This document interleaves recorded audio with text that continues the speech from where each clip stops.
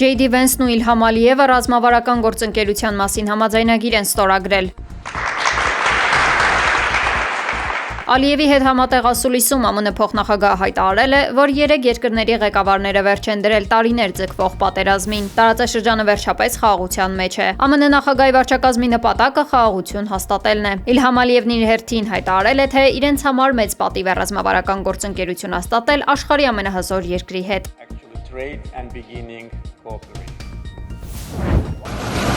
Բաքվում ձերբակալվածների մասին խոսք կլինի։ Ադրբեջան մեկնելուց առաջ Զվարթնոց օդանավակայանում խոստացել է ԱՄՆ փոխնախագահ JD Vance-ը։ Մենք երկու երկրների հետ լավ հարաբերություններ ունենք, տարբեր հարցեր կբարձրացվեն Բաքվում։ Կարծում եմ, հաջողությամբ կշարունակենք հայերի ու ադրբեջանցիների հետ աշխատանքը, ասել է Vance-ը։ ԱՄՆ փոխնախագահը նշել է, որ խաղաղության հաստատումն առաջին քայլն է, սակայն այն պետք է պահպանել եւ այդ ուղղությամբ են հիմա աշխատանքներն իրականացվում։ JD Vance-ի այցը Հայաստան այսօր ավարտվել է։ Նա Երևանից մեկնել է Բաքու։ Վենսի աշխատակազմը պարզաբանել է, թե ինչու են նրա էջից հեռացվել Հայոց ցեղասպանության ու շահամալիր այցի մասին գրառումը։ Ինչպես հայտնել է Ազատություն լրատվականը, հղումանելով աշխատակազմին, գրառումը սխալմամբ տեղադրել է անձնակազմը, որը փոխնախագահի գլխավորած պատվիրակությունում չի եղել։ ԱՄՆ փոխնախագահ JD Vance-ը Բաքու մեկնելուց առաջ կնոջ հետ այցելել էր Ծիծեռնակաբերդի ու Շահամալիր։ Այցի վերաբերյալ Vance-ը գրառում էր արել, նշելով ցեղասպանություն բառը։ Կարճ ժամանակ անց այն հեռացվել էր, հետո հրապարակվել, արդեն առանց ցեղասպանություն տերմինի։ Նախնական տվյալներով եպիսկոպոսատ ժողովը կգումարվի Ավստրիայում փետրվարի 16-ից 19-ին, ասել է Տեր-Վրթանես Քահանա Բաղալյանը։ Ժողովն ուզում էին Կեչմիասնում գումարել, սակայն իշխանությունները փորձեցին միջամտել եւ խոչընդոտել, այդ իսկ պատճառով նախատեսվեց Ավստրիայում գումարել, ասել է նա։ Տեր-Վրթանեսը նշել է, որ պետությունը բազմաթիվ հարցերում է փորձում խառնվել եկեղեցու ներքին կյանքին։ Եպիսկոպոսներից ոմանց կանչել են քննչական կոմիտե, Հայաստանից չբացակայելու ստորագրություն վերցրել, բայց դա էլ չի կարող խանգարել եպիսկոպոսատ ժողովի գումարմանը։ Քահանայի խոսքով հնարավոր է եպիսկոպոսատ ժողովը գումարվի նրանց բացակայությամբ կամ հեռավար ձևաչափով։ Չի բացառվում նաև, որ որոշում կկայացնի վեհափառ հայրապետը եպիսկոպոսատ ժողովի փոխարեն։ Մեր եկեղեցին հիերարխիկ կառույց է։ Նույն հարցերը կարող է նաև հայրապետը միանձնյա որոշել, ասել է Հայր Վրթանեսը։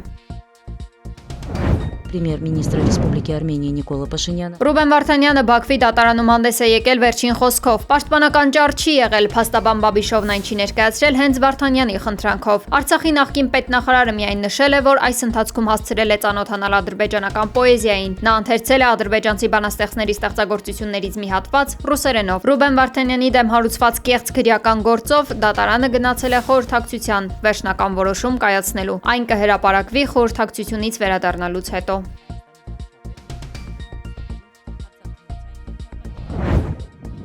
Իրանի գերագույն առաջնորդի հատուկ բանագնաց Ալի Լարիջանին Մուսկատում Օմանի սուլթանի հետ քննարկել է Վաշինգտոնի հետ միջուկային երկխոսության վերսկսման հեռանկարները։ Թեհրանն արդեն իսկ ճկունություն է ցուցաբերել եւ պատրաստակամություն հայտնել նվազեցնել ուրանի հարստացման մակարդակը տնտեսական պատժամիջոցների չեղարկման դիմաց։ Իրանի արտգործ նախարարն այս հարցով հեռախոսազրույց է ունեցել տարածաշրջանի առանցքային պետությունների Թուրքիայի, Եգիպտոսի եւ Սաուդյան Արաբիայի գործընկերների հետ։ Սակայն իսրայելական կողմը պնդում է, որ ցանկացած համաձայնագիր պետք է սահմանափակի ոչ միայն միջուկային հզորությունները, այլ Իրանի հրթիռային զինանոցը։ Իրանը կտրուկ մերժում է այս պահանջը, պատճառաբանելով, որ հրթիռային ծրագիրը երկրի պաշտպանունակության անկախտելի բաղադրիչն է։ Սպասվում է, որ ԱՄՆ-ն եւ Իրանը բանակցությունների սեղանի շուրջ կնստեն արդեն այս շաբաթ։ Անկարայի միջուկային սպառազինությունների մրցավազքի վերաբերյալ հայտարարությունների ֆոնին Ռուսաստանի նախագահի մամուլի քարտուղար Դմիտրի Պեսկովը հիշեցրել է չտարածելու ռեժիմի մասին։ Պեսկովն այն անվանել է միջուկային անվտանգության անկյունակարը։ Ավելի վաղ Թուրքիայի արտաքին գործերի նախարար Հական Ֆիդանը մեկնաբանելով Իրանի միջուկային զենք ձեռք բերելու հնարավորությունը հայտարարել էր, որ Թուրքիան ստիպված կլինի միանալ միջուկային սպառազինությունների մրցավազքին, եթե տարածաշրջանում որևէ մեկը ձեռք բերի միջուկային զենք։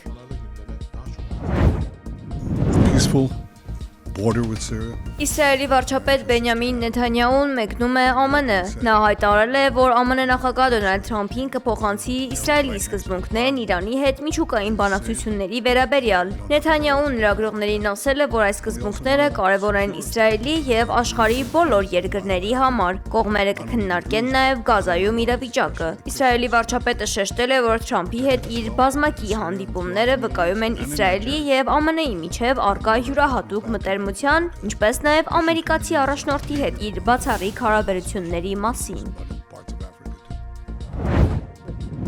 Հնդկական օվկիանոսի ափին Սոմալիում ինքնաթիռ է կործանվել թռիչքից անմիջապես հետո։ Օդանավը չի կարողացել բարձրություն հավաքել։ Բարեբախտաբար 55 ուղևորից ոչ ոք չի տուժել։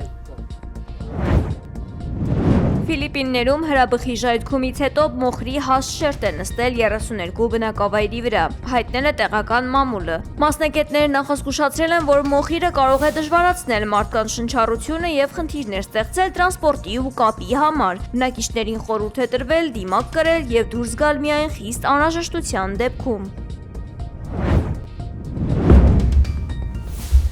Իտալիայում դիմակավորված եւ զինված անձինք փակել են փողոցի երթևեկությունը եւ պայթեցրել ինկասացիոն մեքենան։ Կողոպուտի փորձը ձախողվել է։ Ոստիկանությունը հանցագործներին ձերբակալել է։ Սաուդյան Արաբիայում անցկացվող World Defense Show ցուցահանդեսի ժամանակ ռոբոտ շունը սալտո է արել։ Մետաղյա կենդանին նաև թաթով ողջունել է այցելուներին։ Ռոբոտին ներկայացրել է չինական ընկերությունը։ Այն նախատեսված է զինվորներին օգնելու համար, կարողանում է որոշ իրեր տեղաշարժել։